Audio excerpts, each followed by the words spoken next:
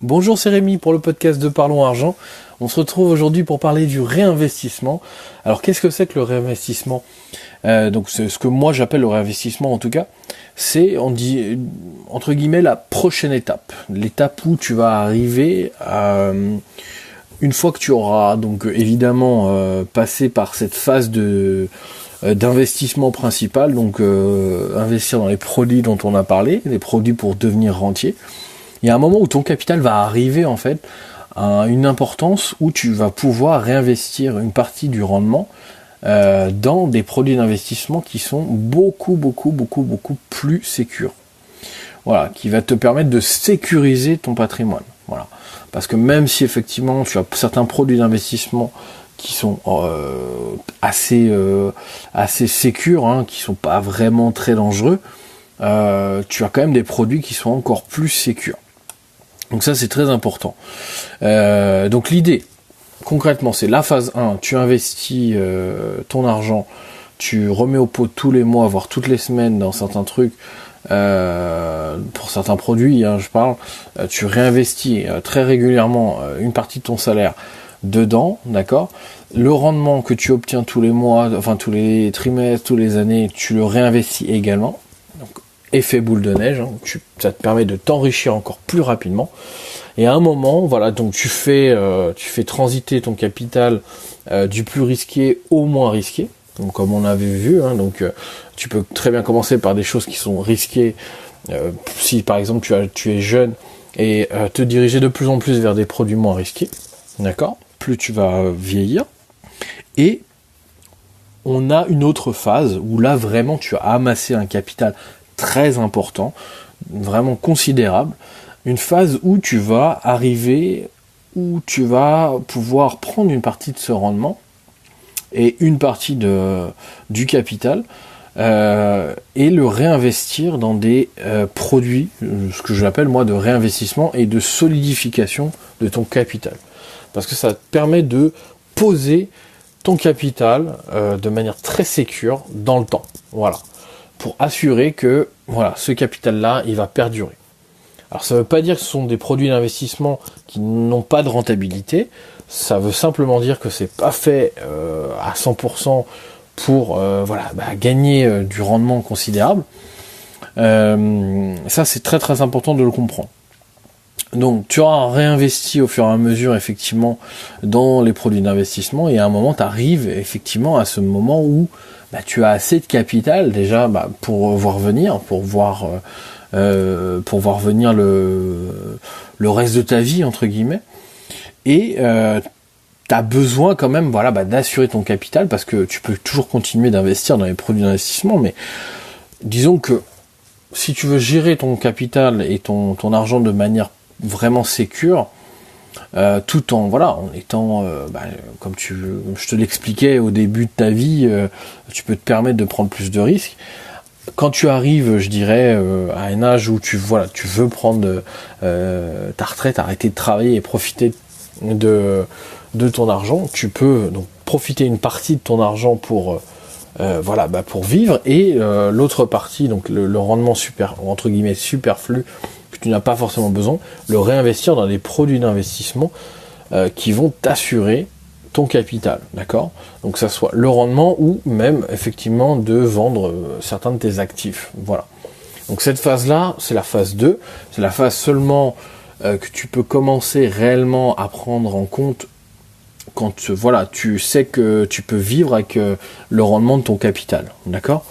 De tes investissements passés.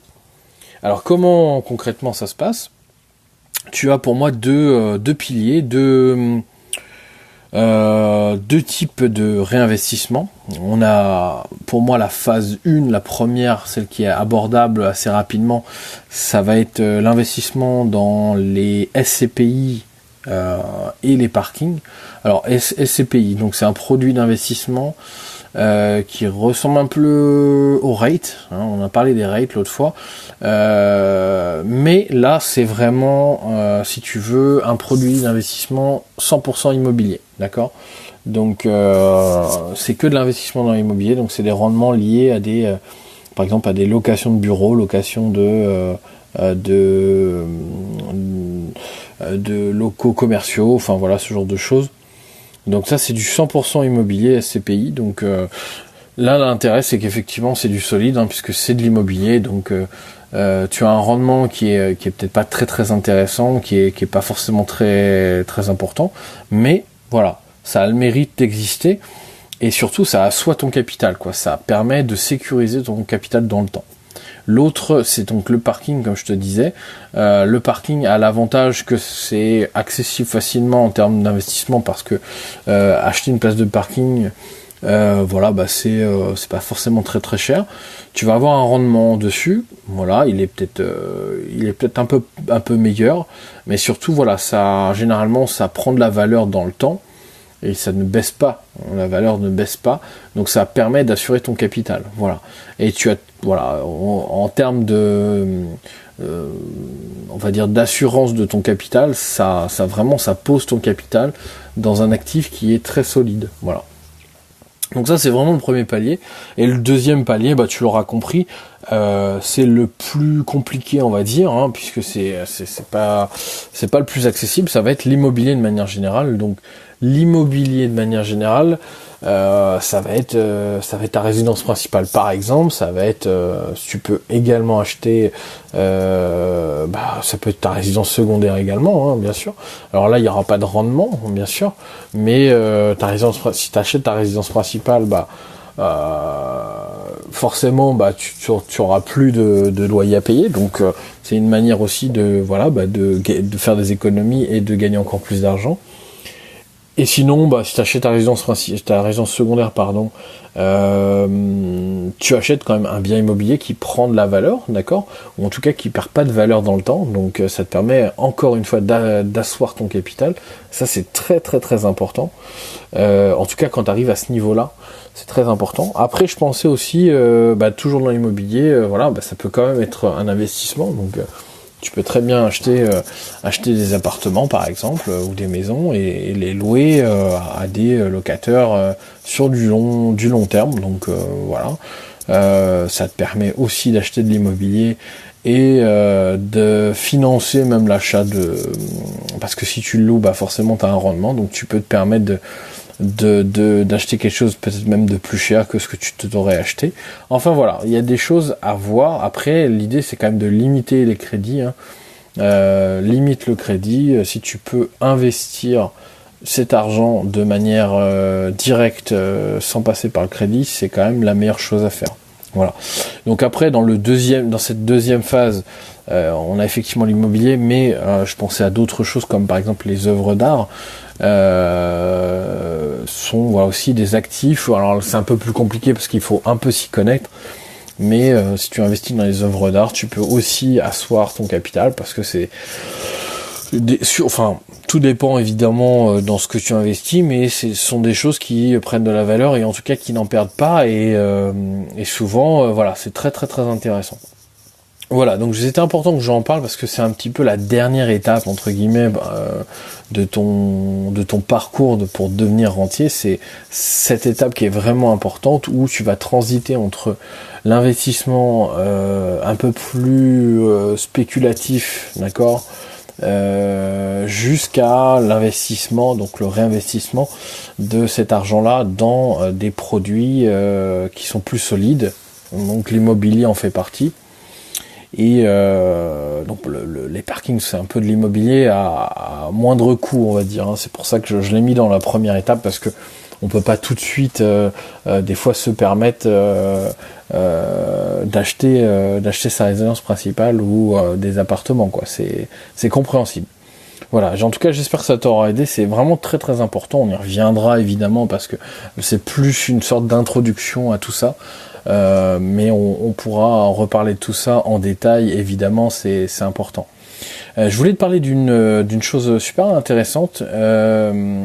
J'ai créé donc un PDF où tu vas pouvoir, donc on parlait de la stratégie avant-hier, on parlait de la stratégie d'investissement. Là l'idée c'est que j'ai créé un PDF vraiment très très simple qui va résumer tout ce qu'on a dit depuis le départ. qui te permet, alors il y a trois profils de personnes, donc je prends l'exemple de 3 personnes effectivement, qui sont à un âge différent, pour créer une stratégie en fait, qui te permet d'arriver justement à ce moment où tu peux passer au pilier de réinvestissement, donc vraiment la réinvestissement dans l'immobilier, où là tu peux devenir rentier. Donc 3 profils d'âge différents, donc ça te permet, honnêtement j'ai réfléchi pas mal, mais c'est 3 cas qui permettent de répondre à quasiment la totalité des demandes, et surtout ça te permet d'avoir un exemple concret de combien je mets en pourcentage d'actions, combien je mets en pourcentage de fonds, combien je mets en pourcentage de tel ou tel truc, voilà. C'est très précis, ça te permet de voir à quel moment je vais pouvoir me permettre de changer, de passer de quelque chose de plus sécure, donc passer de produits un peu risqués à quelque chose de moins risqué. Enfin voilà. Tout ça c'est expliqué bien dans le PDF, ça te permet d'y voir plus clair. C'est un condensé de tout ce que je viens de dire, avec beaucoup plus de détails sur certaines choses que j'ai pas pu aborder, parce que il faudrait des heures pour aborder certaines parties. Et puis voilà, ça te permet aussi après je pense de construire ta propre stratégie et de commencer dès aujourd'hui à investir et investir dans ton avenir. Ça c'est très important.